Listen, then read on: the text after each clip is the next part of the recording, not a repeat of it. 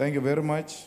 It is indeed not shocking that the ANC has sent the so-called communists to come and argue against one of the fundamental principles of communism. It is the same Communist Party that opposed expropriation of land without compensation. It is the same Communist Party that opposed free education. It is the Communist Party today that is opposing nationalization of banks. It is the Communist Party under Joe Slovo which misled the ANC into adopting sunset clauses because they deployed their people to come and defend the wide interest in the ANC. That's what they are doing. And we are not shocked that these people have come and repeated exactly what we suspect them of. We must make it very clear that all of you who come here to give us examples of the banks that were nationalized and collapsed, you use African states and indirectly trying to create an impression that it is black African governments which cannot run complex institutions like banks. But you don't tell us that we were in a crisis which costed the world more than $200 billion because of the banks.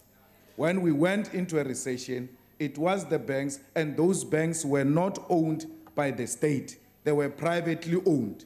So who said private ownership is inherently progressive and successful?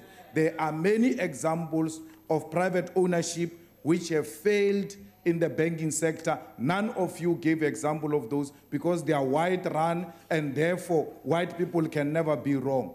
The state is black run and therefore cannot be relied upon. Who collapsed African Bank? African Bank was not state run. It was privately run, yet it still collapsed. So it is incorrect to suggest that everything else that is black run is going to fail. We must say to the ANC that the so-called radical economic transformation is just a lip service. You don't mean anything.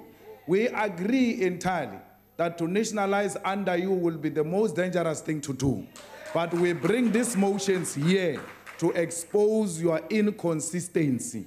You and DA agree on ideological strategic issues. We agree with them on immediate technical issues. But the future, you are together. You are saying apartheid legacy must continue to be there through the policies which are not aiming at tampering with ownership of the means of production. If you were not ideologically in the same WhatsApp group with DA, you would have stood here and denounced the ownership of strategic means of production by the white few. We don't expect the DA to agree with us because we know that nationalizing the banks will be to take from white privilege and redistribute the wealth amongst our people. They will never agree with that because they defend white privilege. So you have joined them. You have always been part of them in defense of white privilege. We want to support black entrepreneurs. We want to support rural women. We want to support mine workers. We want to support township industrial development. It can only happen under nationalization of banks. Thank you very much. Thank you.